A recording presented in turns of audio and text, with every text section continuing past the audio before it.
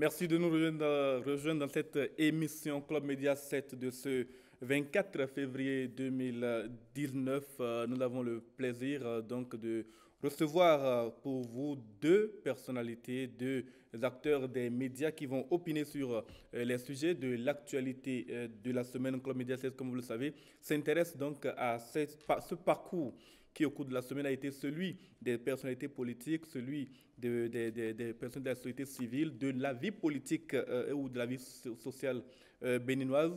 En l'occurrence, c'est la chute spectaculaire de Modeste Toboula d'une part et la recherche de ce fameux certificat de conformité avec la nouvelle charte des partis politiques qui sont au menu de cette émission en ce moment.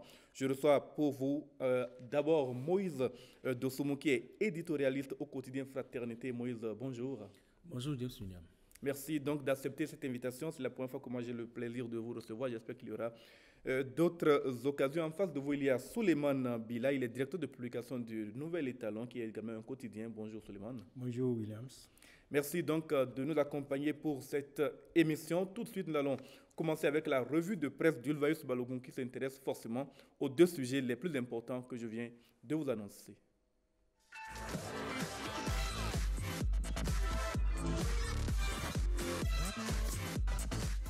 Bonsoir à tous. L'actualité cette semaine, c'est le limogeage du préfet du littoral Modeste Toboula et du ministre de la décentralisation Barnabé Dassigli. Opération frauduleuse sur le domaine de l'État, Toboula et Dassigli mêlés à un scandale. Talon frappe fort et les limoges, écrit l'événement précis. Selon le journal, le Conseil des ministres a fait le point d'une enquête domaniale sur un domaine public de l'État à Fiegnon, dans le 12e arrondissement de Cotonou. Et il en ressort que le dit domaine qui est protégé par plusieurs décisions de l'Agence nationale de gestion du patrimoine foncier de l'État a été morcelé et vendu, suite à une levée d'interdiction d'exercer des activités sur le dit domaine. Le matinal explique ce que Talon reproche à Dassigli et à Toboula. L'enquête a révélé que c'est sur instruction du ministre que le préfet a procédé à la levée de la mesure d'interdiction de poursuite des activités de lotissement. Cette levée d'interdiction a profité au préfet qui a acquis quelques parcelles au nom de tierces personnes. Fraternité, dans un dossier sur l'affaire dite bradage de domaine public à Fiegnon, affiche Dassigli et Toboula limogés. D'après ce quotidien, de la garde à vue à la prison en moins de 24 heures, les choses sont allées très vite pour le préfet Modeste Toboula, qui a été mis sous mandat de dépôt par le procureur de la République. Il y est écroué avec 8 autres mises en cause, dont entre autres des personnes ayant bénéficié des parcelles suite à la levée d'interdiction des travaux de lotissement. Nouvelle expression conclue, Modeste Toboula, le rêve inachevé. Sur le plan politique et dans le cadre des législatives 2019, la nation révèle que pour le recrutement des agents électoraux par la Sénat, plus de 123 000 candidatures ont été enregistrées pour 45 000 postes. La presse du jour donne la même information. La Sénat fait un point de plus de 123 000 dossiers déposés. Le journal parle de 78 370 dossiers supplémentaires et trouve que la tâche ne sera pas du tout aisée pour la commission électorale pour retenir les agents électoraux dont elle a besoin. Le journal rapporte les propos du président de la Sénat selon qui ce fort taux effectif traduit l'engagement des Béninois pour la chose électorale. Et sur la sortie médiatique de l'opposition, le confrère de la matinée titre « Yahi, Adjavon, Soglo et Azanaï sont solidairement unis pour sauver la démocratie béninoise ». Le journal précise que ces leaders politiques condamnent le processus électoral actuellement en cours, notamment les questions relatives à la délivrance du quitus fiscal et demandent une relecture du code électoral. Nouvelle mutation titre « Situation sociopolitique au Bénin, les mises en garde de l'opposition à Talon ». Pour des élections apaisées, libres et transparentes, les trois exigences de l'opposition titre le Béninois libéré. Le pays émergent renchérit, l'opposition veut un amendement en urgence du code électoral. Pour Fraternité, cette sortie de l'opposition est une énième attaque contre le chef de l'État. Selon le quotidien, il s'agit des mêmes rengaines sans proposition alternative. Tandis que Patrice Talon reste imperturbable et très concentré sur les tâches de développement du pays, le sport favori de l'ancien chef de l'État Boni Yahi et de ses partisans est de parcourir monts et vallées pour verser de l'huile rouge sur le boubou blanc présidentiel qui lui était si cher. La Nation, pour sa part, mentionne certificat de conformité à la charte des partis politiques, les propositions des partis de l'opposition. Le journal analyse les demandes de l'opposition et titre « Le piège que recèle la réclame de l'opposition ». Le quotidien de service public fait remarquer que le sujet qui fait actuellement office de patate chaude reste l'article 242 du Code électoral, objet de toutes les interprétations et de tous les fantasmes. Mais en réalité, au regard des récriminations formulées, il y a lieu d'en conclure qu'il y a plus d'autoflagellation que de quiproquos. L'opinion aujourd'hui conclut, l'opposition s'embrouille toute seule et ajoute que le temps n'est plus au débat oiseux et que le quitus fiscal est une réforme pour assainir le paysage politique. Et justement, parlant de l'assainissement du paysage politique et de la non-délivrance de certificats de conformité à certains partis politiques de l'opposition, l'autre quotidien titre en manchette « Délivrance de certificats de conformité à la charte des partis politiques, l'horizon s'éclaircit progressivement ». Fraternité dans la même dynamique écrit mise en conformité des partis Foscori pour un Bénin émergent, restaurer l'espoir et union sociale libérale, le ministère de l'Intérieur tranche. On retient des observations du ministre de l'Intérieur Sakalafia que les dossiers soumis à étude sont témoignés d'irrégularités. Le journal précise que des notifications de non-conformité ont été adressées à ces différents partis. Le matinal revient sur les raisons du rejet par le ministère de l'Intérieur et explique que des 10 partis politiques ayant déposé leur dossier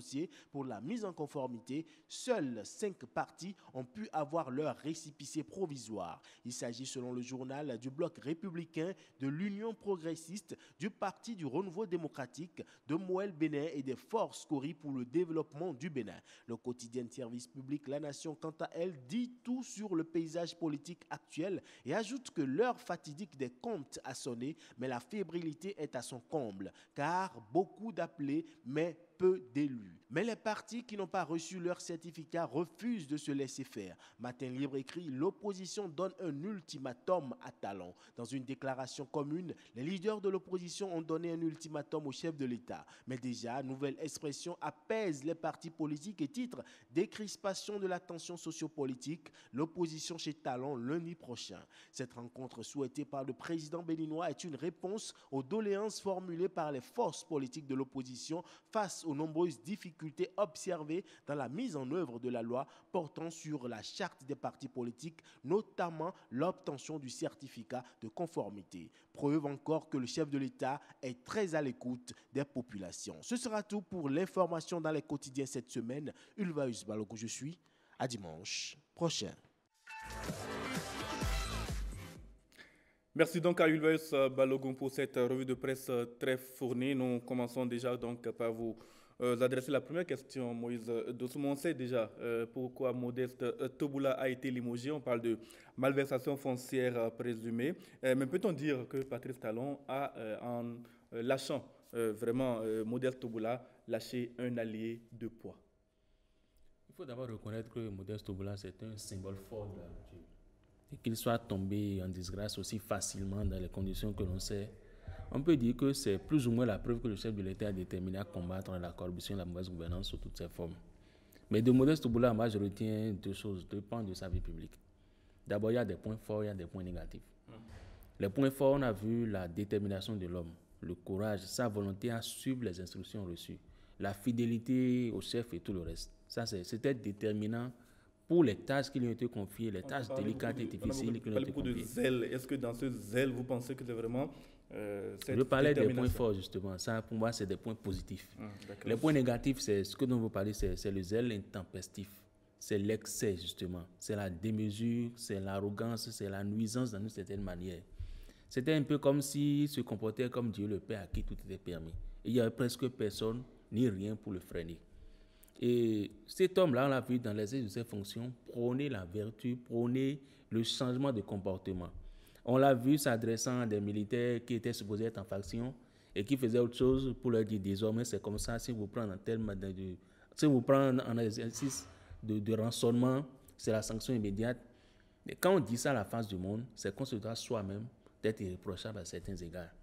Mais quand on a fait tout ça pendant tout ce temps, qu'on ait prôné du bout des lèvres une certaine rupture, qu'on ait prôné une bonne gouvernance du bout des lèvres, qu'on attribue à d'autres des problèmes d'éducation et que soi-même on tombe si bas pour des faits aussi graves, c'est que quelque part le discours n'était pas en adéquation avec l'action. Il y a toujours la présomption d'innocence pour ce qui concerne Modeste Tobula, mais que pensez-vous de l'idée selon laquelle le préfet, l'ex-préfet du littoral désormais, aurait été sacrifié comme un bouc émissaire puisqu'il porte, si on peut ainsi dire, toute l'impopularité du régime Talon et donc sacrifié pour restaurer la popularité du régime en place? Non, à mon avis, je pense que cette interprétation arrangerait une certaine classe politique qui voudrait justement surfer sur le courage du préfet dans ses réalisations, parce que Moïse l'a souligné tantôt, quoi qu'en soit ce qu'on dit, Tobula représentait le symbole du courage à toute épreuve au service de l'État.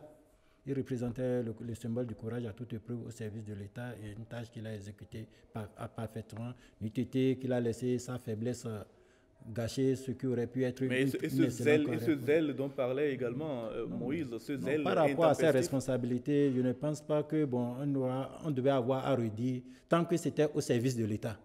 Un préfet, c'est un préfet, c'était comme, vous voyez, on a eu aussi des ministres de l'Intérieur à qui on attribuait ce zèle-là. Ce zèle, par rapport à la mission qu'il devrait exécuter, il en fallait. Parce que la tâche n'était pas délicate pour lui. Il faudrait un personnage de tel courage et puis pour l'exécuter. Malheureusement, c'est parce qu'il a laissé sa faiblesse entacher ce qui aurait été un modèle du commis au service de l'État. Parce que, quoi qu'en soit ce qu'on dit, ce n'était pas forcément pour plaire à un chef là que Modeste faisait ce qu'il faisait comme travail. Non. Si c'était pour plaire au chef, il n'allait pas laisser sa faiblesse là, terminer sa carrière, non. Mais il était conscient, lui-même, adhérait à la philosophie qu'il défendait. L'idée de la rupture, ce que prônait le chef de l'État, il y croyait. Malheureusement, il a laissé, comme l'erreur, tout homme est faillible, il a laissé sa faiblesse. Cette erreur, il donne l'opportunité au chef de l'État de l'utiliser, n'est-ce pas, comme un fusible. Non, je ne peux pas en tirer cette conclusion, étant donné que ce n'est pas la faute. L'irrégularité a été commise, les malversations ont été constatées suite à une enquête, et il n'est pas le seul. Si on voulait le présenter, si c'était comme une exécution symbolique, comme les gens voulaient le présenter, le préfet, on pourrait laisser le préfet tranquille. Et on n'était pas obligé de... le ministre, vous voulez dire? Non, je dis on pourrait laisser le ministre tranquille, mais tous les acteurs impliqués aujourd'hui sont à la criette, sont derrière les barreaux, sont en détention préventive. Le ministre qui devrait suivre notre procédure, lui, il est encore en liberté. Lui, il est encore en liberté, mais les autres... Mais si le chef d'État voulait véritablement faire une exécution symbolique, on aurait pu tout simplement le limoger et trouver d'autres raisons sans évoquer ce cas. Il faudrait reconnaître que le chef de l'État voulu donner une leçon à tout le monde, à toute la classe politique et à tous les concitoyens de la fermeté sur la politique de lutte contre la corruption. C'est ce timing, la chute de Modeste Tobula qui arrive juste pile poil quelques semaines avant les élections législatives. Est-ce que cela vous a parlé un peu, Moïse Dossemou? Oui, j'ai pensé ça à tous les d'un coup politique juste pour attirer la sympathie, l'empathie des populations et tout. D'autant plus que les faits dont on parle remontent à 1 an, en mars 2018. Mais d'une autre manière, on peut se dire que ce n'est peut-être que maintenant que les investigations ont été aussi poussées pour arriver à déterminer plus ou moins la responsabilité administrative des mises en cause. Je ne vais pas forcément sur le terrain de la récupération politique, mais du coup d'éclat, bien d'une manière de faire, de restaurer plus ou moins sa popularité. Je ne vais pas forcément là. Je vois plutôt là le signe bien l'engagement du chef de l'État a fait en sorte que même ses collaborateurs les plus proches qui tombent sous le coup de la loi puissent être livrés à la justice et puissent être déchargés de leurs fonctions. Ça, c'est un point fort que je souligne. Et je veux bien espérer que ça va se poursuivre et que ça ne va pas se limiter à Modeste Tobula parce que des brebis galeuses, des gens qui font des coups bas alors qu'ils présentent un visage radieux et tout, il y en existe plein encore dans nos administrations qui sont bien positionnées. Il faut pouvoir les détecter et les sanctionner durement. Il y a autre chose qu'on a constaté quand Modeste Tobula est tombé, c'est une forme d'euphorie. Sur les réseaux sociaux, on a déterré les images de Modeste Tobula en fonction à une certaine époque, en train de rabrouer des personnalités de la mairie de Cotonou, des élus locaux. On l'a détecté, on l'a montré également en train de rabrouer, vous l'avez rappelé, les forces de police dans l'exercice de leurs fonctions. Y a-t-il eu comme une joie collective de voir Modeste Toboula tomber, vous, de votre point de vue d'observateur? Cette joie était manifeste, les gens ne l'ont pas cachée. Et d'habitude, quand ces gens de malin arrivent au Bénin, on est content. Parce qu'on estime que tel a fait trop le malin, il fallait le dégommer. Ce n'était pas tant le fait de limoger Toboula qui faisait la joie des gens. Je pense que c'était beaucoup plus les faits à lui reprocher et le fait qu'il soit très vite mis à la disposition de la justice qui a entraîné cette liesse-là, à mon avis. Parce que le limoger simplement n'aurait pas entraîné toute cette liesse. La liesse non plus n'est pas consécutive à l'opération de déguerpissement. Je ne suis pas certain que ce soit ça. Ce sont les excès dont on parle. L'excès, oui. Il faut le dire, Modeste Toboula en a fait un peu trop. C'était un peu comme si le poste lui était monté à la tête et il se croyait tout permis, comme je l'ai dit tantôt.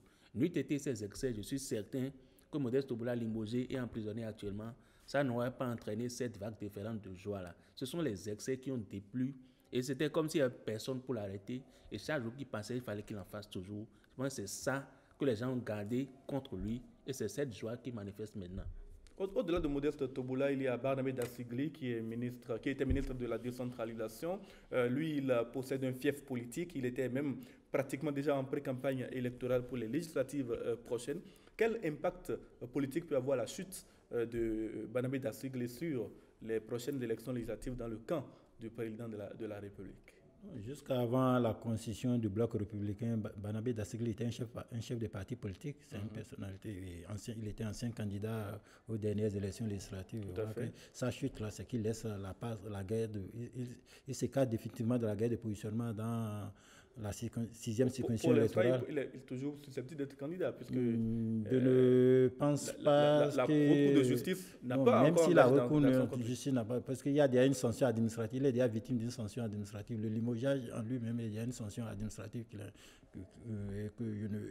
étant déjà dans les partis du bloc proche du chef de l'État, je ne pense pas qu'après ce limogeage-là, le chef de l'État peut se permettre encore d'accepter sa candidature aux législatives, parce que ça reviendrait, ça serait incompréhensible pour que à l'heure actuelle, que Barnabé Dassigli se retrouve encore sur une des listes du chef de l'État pour participer au scrutin législatif. Je crois qu'il a définitivement perdu. Il est définitivement hors course pour les prochaines élections.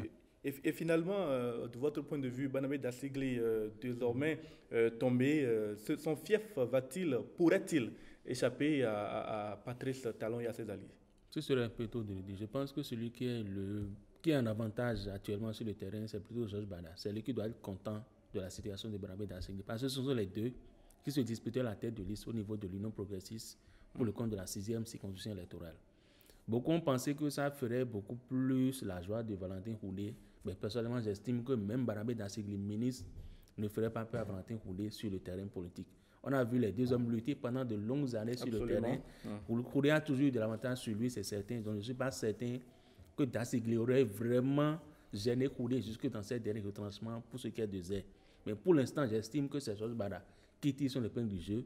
Et si vraiment il est positionné en tête de liste, c'est à lui de manœuvrer pour prouver qu'il est toujours populaire et qu'il est à même de remporter au moins un siège pour le compte de la moisse présidentielle dans cette localité-là.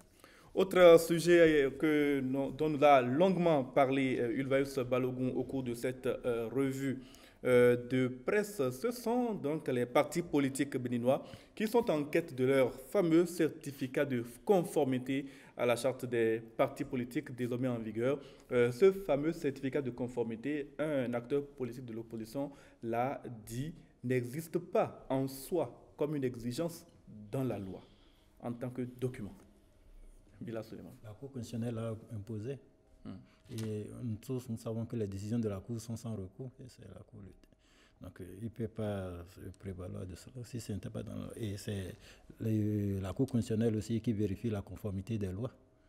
Et donc, je ne pense pas que c'est là se trouve le débat, d'autant plus qu'eux-mêmes ils se sont déjà précipités pour se conformer aux dispositions de la loi. Et on espère. Bon. Mais que reproche le ministère de l'Intérieur globalement à ces 5 partis politiques qui n'ont pas pu décrocher ce précieux sésame qu'est le certificat de conformité pour pouvoir positionner leur candidat aux prochaines législatives, Moïse Dossoumo? C'est que ce sont des pièces administratives qui ont fait défaut. J'ai eu comme l'impression, quand on lit le courrier du ministère de l'Intérieur, que les dossiers ont été plus ou moins bâclés. qui n'ont pas pris la peine d'enregistrer au moins les 15 membres fondateurs par commune, avec toutes les pièces requises par membre fondateur. Il semble qu'à ce souci, il y a eu beaucoup de laisser aller. Et également au niveau du parti USL, il semble que l'appartenance de Sébastien Adjavon à ce parti en tant que président d'honneur, alors qu'il est déjà sous le coup d'une peine, a également milité en défaveur de ce parti-là. Mais l'un mis dans l'autre, moi je voudrais seulement dire aux partis d'opposition qu'ils sont dans leur droit de manifester et de participer à la compétition électorale. Mais ce qu'il y a lieu de faire, ce n'est pas de dire que le certificat de conformité en question n'est pas dans la loi. La Cour a dit que c'est comme ça. Et je pense qu'un bon démocrate, quand c'est comme ça, puis s'il n'y a pas de recours, on se soumet à la loi. Et on fait en sorte de faire les choses en règle et de participer aux élections avec l'espoir de remporter le maximum de sièges pour inverser la tendance après et faire changer la donne après. Parce que quand on est dans une certaine situation et qu'on voit qu'il y a beaucoup de déviances, comme ils le disent, et que les choses ne sont pas en règle, ce qu'on va faire, surtout que l'élection est proche, c'est de tout faire pour être en règle et de participer et de faire en sorte que la population adhère à la cause. Et quand vous avez le maximum de députés, vous êtes à même avec la majorité de changer le cours des choses et de faire revenir la norme qui fait tant d'efforts actuellement selon leurs propos. Il me semble que c'est ça qui doit être l'attitude la plus sage actuellement. Parce qu'en face, il y a un adversaire redoutable qui ne recule devant rien pour avancer.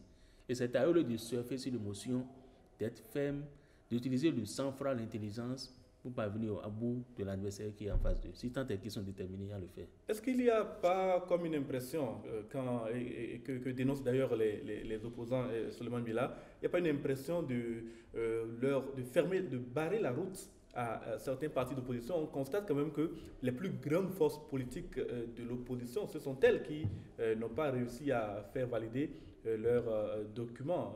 Union sociale libérale, Force Corée, Bénin émergent, Restaurer l'espoir. Ce sont quand même les partis qui animent la vie politique et surtout l'opposition depuis que le président Talon est au pouvoir. Comment donc comprendre que ces partis-là, ce soit justement ceux-là, entre autres, qui n'aient pas pu valider leur certificat de conformité? Mais vous semblez ignorer qu'il y a aussi du côté de la mouvement deux grands partis qui ont été recalés.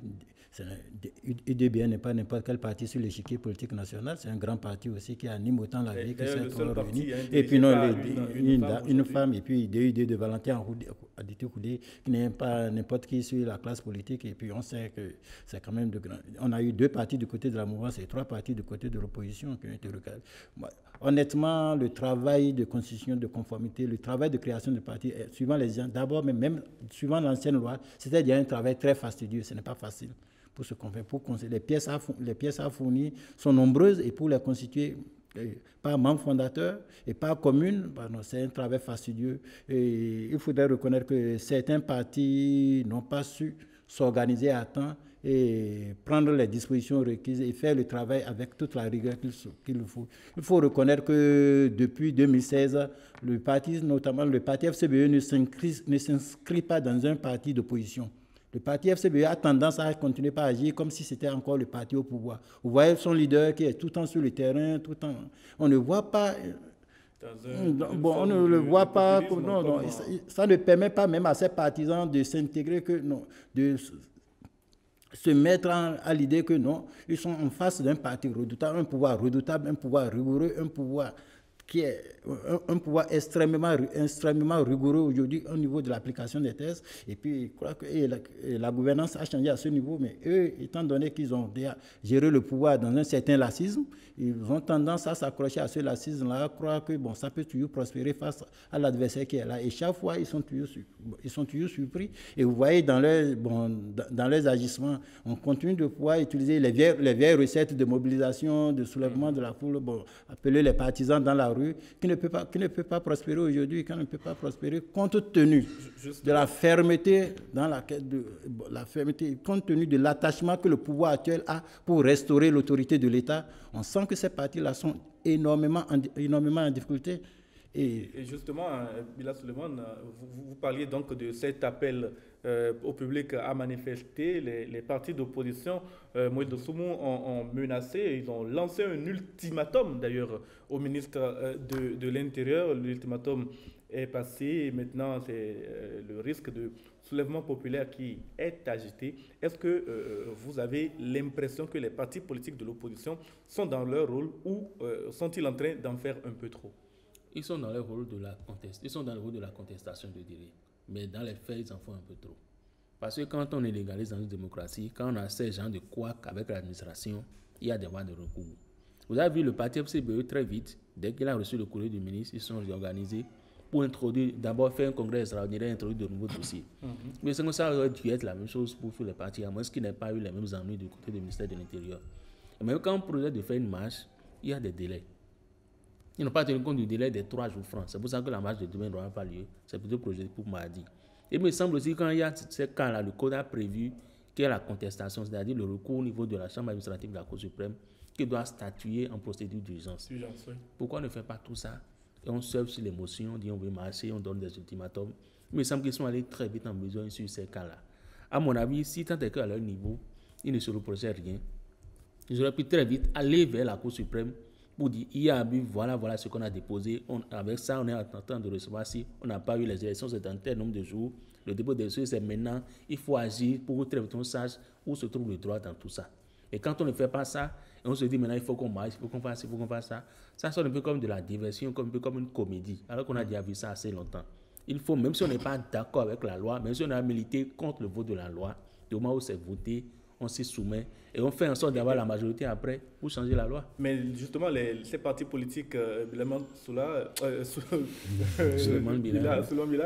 ces partis politiques exigent un amendement du code électoral. Est-ce que c'est encore possible aujourd'hui? Mais eux-mêmes savent que la chose n'est pas possible, la chose n'est pas bien. Même les accords internationaux ne l'autorisent pas. Notamment les directives de la CEDEAO dit qu'on ne touche plus aux lois électorales 6 mois avant l'élection. Or, nous sommes déjà à quelques jours, à quelques semaines du scrutin. On ne peut pas se lever maintenant pour dire non, il faudrait amender la loi. Non, je ne pense pas. Et je pense que, bon, peut-être qu'ils seront raison garder. Il y a déjà une démarche qui était salutaire, qui était à saluer, qu'il faudrait qu'ils puissent embrancher cette trompette. C'était le dialogue. Là. Ils ont demandé à rencontrer le chef de l'État. Le chef d'État a manifesté sa disponibilité à les recevoir. Justement, c'était la question sur laquelle j'allais embrayer. Le président de la République, pour la première fois, depuis qu'il est au pouvoir, il est disposé à recevoir les leaders politiques de l'opposition. Qu'attendez-vous, vous, par exemple, d'une telle rencontre avec ces personnalités? Non, bon. Ce qui est le plus important à attendre, c'est d'abord l'apaisement. Il faut qu'un jour la carte de l'apaisement pour faire baisser les tensions, nous rassurer que les élections auront lieu dans des conditions paisibles, sans violence et puis on peut aussi prendre toutes les dispositions possibles et puis jouer la carte de la transparence, la carte de l'apaisement pour que la sérénité revienne et pour que tout se déroule normalement. Le plus important aussi, c'est de rassurer les partis politiques de l'opposition parce que leur inquiétude réelle, c'est parce que au fond, lorsqu'on lit, ils ne contestent pas trop le fait qu'ils soient recalés. La preuve, c'est qu'ils se sont précipités d'hier pour se conformer. Maintenant, est-ce que le temps qu'il reste, parce qu'on sait que la Sénat a déjà son calendrier électoral et que la clôture des dépôts de candidature est déjà retenue pour le 26. Est-ce que le 26 prochain, le 26 février, c'est le 26. Est-ce que maintenant le délai qui reste encore, est-ce qu'ils sont encore, l'administration peut faire diligence pour que d'ici le 26, ils aient après s'être conformés à la loi, qu'ils aient leur certificat de conformité pour aller. Je crois que ce sont ces assurances-là que le chef de l'État devait leur donner. Mais moi, de ma position, en voyant déjà ce que l'administration des impôts a fait et a travaillé jour d'affilée, je pense qu'aujourd'hui, il faudrait que l'administration aussi du ministère de l'Intérieur puisse prendre les dispositions nécessaires pour qu'avant le 26 à minuit, là, que ces formations politiques aient leur certificat de conformité et c'est sur quoi le chef d'État devait surtout les rassurer qu'ils peuvent avoir, l'administration peut leur rassurer. Mais au-delà de ça, on a vu par le passé des chefs d'État recevoir des leaders politiques de l'opposition. On l'a vu avec Mathieu Kérékou, on l'a vu avec Boni Aïe surtout. Ces rencontres-là n'ont au final rien donné. Est-ce qu'on peut craindre qu'entre Patrice Talon et les leaders politiques de l'opposition qui s'en vont le rencontrer prochainement, qu'il y ait un jeu de dupes? Non, moi je n'attends rien du tout de cette rencontre-là. Pour moi même, je crains même que l'opposition se fasse même ridiculiser demain au palais de la République. Ce qu'il a dû faire, La solution, ce n'est pas le chef de l'État. Ce qu'il a dû faire, à mon avis, c'est soit se mettre à jour au ministère de l'Intérieur, soit aller vers le contentieux administratif. C'est aussi simple que ça. On aura au moins gagné dans la décrispation de l'atmosphère Ce n'est pas, politique. Il n'appartient pas au chef de l'État de décrisper l'atmosphère politique. L'atmosphère politique a été crispée par quoi? Quels sont les éléments? Est-ce que c'est du fait du chef de l'État? Est-ce que c'est du fait de la classe politique? C'est d'abord ça qu'il faut savoir. Pour moi, la solution n'est pas la rencontre avec le chef de l'État. Il faut voir les choses en face et agir en conséquence avec intelligence et sang-froid. Il me semble que l'émotion a beaucoup plus le pas sur tout le reste. Absolument. Et donc, pour finir, je vais vous demander quel regard portez-vous sur le quitus fiscal, au point où on en est. Les leaders politiques se battent pour le certificat de conformité, certes, mais sur le quitus fiscal, rien n'est encore clair. Ce sera votre dernier mot. Non, pour le quitus fiscal, non, je crois que c'est suffisamment avancé. Assez de candidats sont appelés à retirer ces âmes, ceux qui sont à nous. Parce que là aussi, ça nécessite un peu d'enquête. Lorsqu'on établit la demande... Il faudra qu'on attende la fin de la délivrance des quitus fiscaux pour savoir qui a pu obtenir puisque avant de l'obtenir, il faudrait forcément être à jour vis-à-vis du fisc. Et puis l'administration des enquêtes, l'administration des impôts doit forcément chercher à vérifier d'abord si l'intéressé s'est conformé. C'est des choses où il faudrait que ça entre dans nos habitudes, dans nos cultures, qu'on ne peut pas attendre la veille d'une élection pour aller chercher son quitus fiscal. Parce qu'il y a une année fiscale qui est bien organisée, qui est bien établie avec son calendrier, les échéanciers qu'il faut. Donc peut-être que petit à petit, ça va rentrer dans les mœurs. Et puis, merci Souleymane Bila. Dernier mot pour vous aussi, Moïse Dossoumo, sur le quitus fiscal et sur tout ce processus qui est en cours et qui va nous conduire vers les législatives prochaines. Donc, sur le quitus, je pense que si ça crée trop de polémiques, c'est parce que le personnel politique n'est pas à jour vis-à-vis du fisc. Si c'était le cas, je pense que ça n'aurait pas entraîné tout ce qu'on a vu là. J'espère pour eux, en tout cas pour ceux qui sont déterminés à aller aux élections, qui vont l'obtenir. Et quant au reste de la procédure pour les élections, si l'opposition se décide à corriger le tir, il faut juste souhaiter que la Sénat réaménage un peu son calendrier pour que la date du 26 soit un peu décalée de 2 à 3 jours, afin que tout le monde puisse déposer les dossiers. Ce n'est que ça qu'on puisse obtenir maintenant. Merci à vous, Moïse Dossoumo. Vous êtes éditorialiste au quotidien Fraternité. Quant à vous, Souleymane Bila, vous êtes le directeur de publication donc, de ce quotidien qu'on appelle Nouvelle Étalon. Vous étiez nos invités sur Club Média 7 de ce jour. Merci à vous d'avoir accepté notre invitation. Merci aux téléspectateurs de nous avoir suivis et à dimanche prochain.